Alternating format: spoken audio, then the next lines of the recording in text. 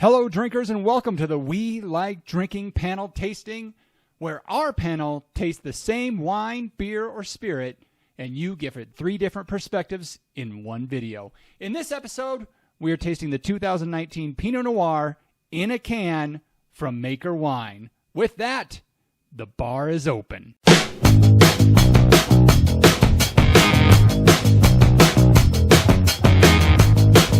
We're all drinking the Pinot Noir tonight. I'm just going to run through a little bit of what they have to say. This is on the card. Actually, Jeff, how about you read about the Maker? Certainly. So this is the Maker 2019 Pinot Noir made by winemaker Lulu Handley. It's from the Anderson Valley appellation in California. 174 cases produced, 13% Pinot Noir in a can that is, how many ounces are these cans again? They are 8.33. It's like a really, really big pour or 2 really small pours, however you want to think about it. Gosh, you want me to read the bio? No, you read the intro. We'll have John read do you have it up, John? No, actually I don't. Sorry. Then yeah, Jeff, go ahead and read the Maker. Okay, so founding winemaker Mila Handley was the first woman in the United States to start a wine label with her own name. Now she's passed the torch to her daughter Lulu, who runs the winery, and head winemaker Randy Schock, who is putting his spin on Handley Cellars award-winning environmentally sustainable wines. Excellent. Great information. Yeah. So what do you say? Should we just get right into these wines? And color-wise, I swear I washed this thing right before, but you can see all the oil and dinge on my glasses with our new awesome setup, thanks to all our patrons. You want me to go through the color here, man? No, we don't have to do color. Okay. It's red. It's typical Pinot. It's a lightish red. It's a little bit. You can see a little bit through it. Oh, it looks a little darker than some Oregon Pinots that I poured. But you can definitely see your fingers through on the other side. You could probably cheat at poker through this, honestly. Yeah. You guys have such heavy pours that it might seem a little bit darker. So, all right. What do you think, John? What do you think on the nose of this one? What are you getting? So when I first put my nose in the glass, I got just a little bit of minerality, just a little bit, but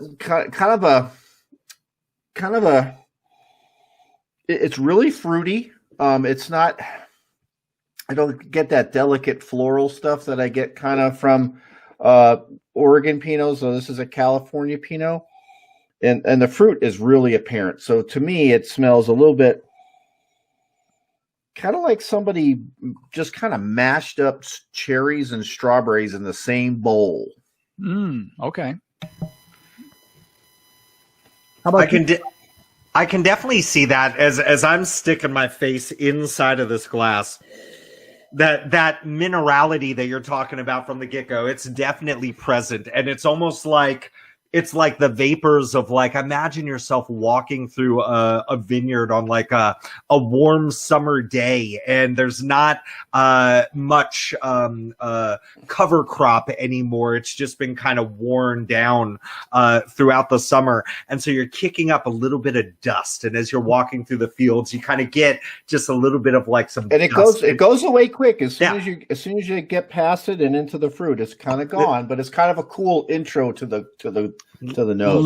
Little bit of dust in your mouth, and dare I say, back to school time, it's kind of got a graphite-y pencil shaving type of note as far as the minerality is concerned for me. I'm definitely getting, John, I think you hit it pretty well there with your notes of cherry and strawberry mixed together, but I am also getting some tomato skin and honestly a little bit of tomato leaf there as well. I opened mine a little bit long. Mine's been open a little bit longer than yours, Solomon, and I did not get that in the beginning. but as we've had it open, I'm getting a touch of the tomato. I'm getting a touch of that kind of tomatoey kind of thing. But I liked your dusty notes opening up. I think that's on point, John. I think you're hit. It's dark fruit, right? This isn't light and bright. This isn't red. This is dark cherries. Oddly enough, I don't smell any grapes. Good. You've come a long way, baby. And by the way, just continuing with that, there's also like a little bit of a little menthol in there too. I would agree. You know, like some cool cigarettes, like your pocket after you were carrying some cool cigarettes in it for a while. Like there's a little bit of that. And this is all good, by the way. Like I know, like getting into these tasting notes, because I know we don't get as in depth on that, and especially like I don't talk that much about like wine tasting. Like if these were things I didn't like, I would also tell you right away. So even if you're like, "What cool cigarettes?" It works. This is really a pretty nose, and it's something that I love about a really nice, well-made Pinot Noir that's not overly bombastically oaked or like way too hot. Like you're getting just on the nose the delicate intricacies of this Pinot Noir, and like knowing how different Pinot Noir can be even within the same region. That's the stuff that I love about Pinot Noirs. There are so many flavors to pick up, and you know? With that being said, this is very much a new world California West Coast Pinot Noir. This is not a Burgundy. This is not an old world Pinot by any stretch on the nose, at least. Certainly. So here's no mushrooms, no forest floor. Another interesting thing about this one, as far as the nose goes, and I do think it has a beautiful nose to it, but it's really not super present. Like you kind of got to work to get the aromas out of this. It's not, it's not filling the room with aromas or anything like that. And that's not a positive or a negative. I get a big ass glass. I honestly and that's the other thing. It's in a can. Fucking pour it in a glass. Yeah. And then stick your shit in there and swirl that around. I did get some nose when I opened it, and when I poured it out and I had the glass, I had the can outside my glass. I wasn't, Jeff and I were talking before you come in, Solomon. So I was getting, it was interesting that even though I knew I was holding a Pinot Noir, I knew that I was also smelling one. Okay. But yeah, if you have something like this, definitely pour it into a glass. Do yourself a favor. All right.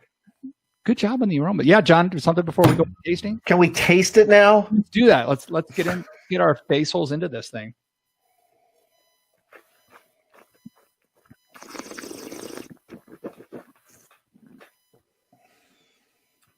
Oh man. John, it's interesting. I won't do some tasting notes, but milliseconds before it hit my lips, I knew I was going to get some body to the wine. Did you? I mean, just even before it went in, I could just kind of tell that it was kind of rolling towards me, and it was going to have some, it was going to be give me a little more body than I'm used to from the peppery Oregon Pinots. Okay. Really surprised. Like for me, right up front is the wet stone kind of minerality kind of notes. That really hit me right away.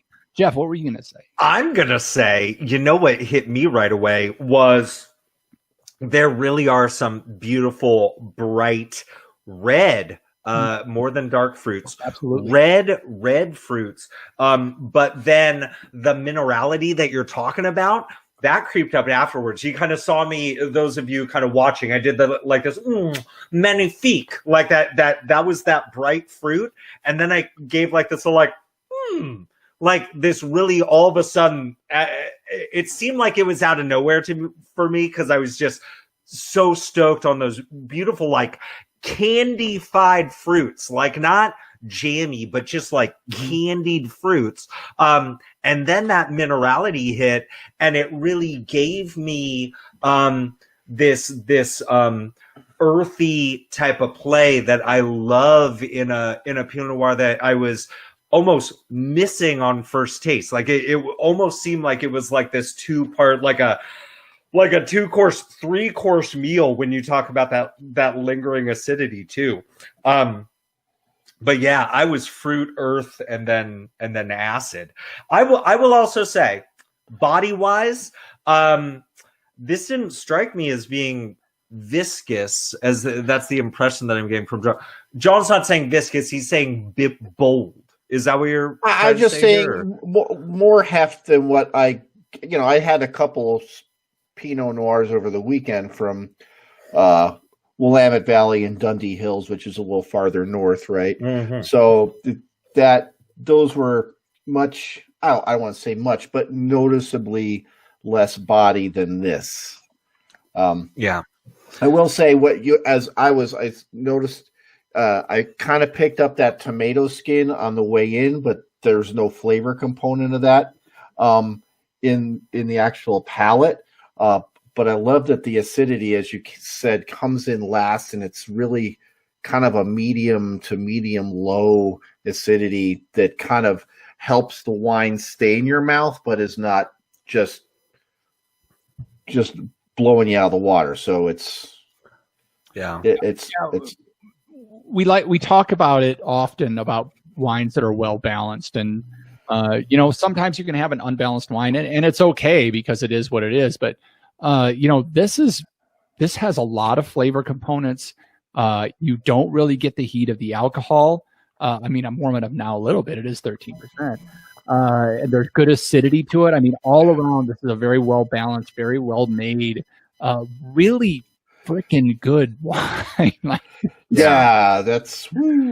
And by the way, I think that 13% is quite restrained. Honestly, like this is.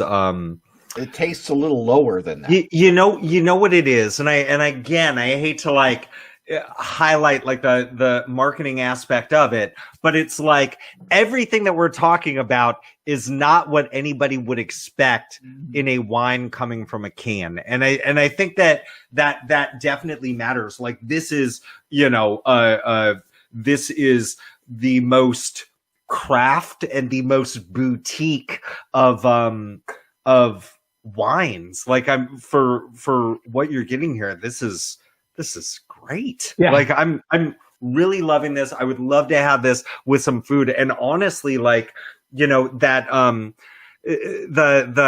herbal and minerality that's there, I am still getting a little menthol situation too. Like it's like a super light version of what some flavors some folks might pull from a Tempranillo on some level. Like I would love to have some Spanish tapas in front of me, definitely some jamon, you know what I'm saying? Like that'd be good. And for reals, I'd have a chalupa with this. Yeah, man. And I think we may have mentioned it, but I'd want to reemphasize, we talked a lot about the dark cherries, the strawberries, the darker fruits on the nose. The palate isn't that at all. It's very bright, light red fruit that's coming through on the palate. So amazing work. Yeah. Amazing work. Well, red cherries, red currants, dude. Like this is. All right, John, last thought. When we had the ladies on the show a couple of weeks ago, they were kind of lamenting that this isn't labeled for individual sale. But I got to tell you, even in Albuquerque, if I could sell this at a craft brewery, I could get $12 to $15 for this and no one would complain. Yeah. This is a phenomenal product. Wow. Yeah. Yeah. Awesome. All right. Thank you so much for sharing this with us, Maker Wine. Thank you for joining us as we tasted the delicious Pinot Noir from Maker Wine. You can find out more about their wines and what they do at makerwine.com. Also, don't forget to like, comment, and subscribe to our channel and hit that bell so you are always notified when we release new content. Cheers.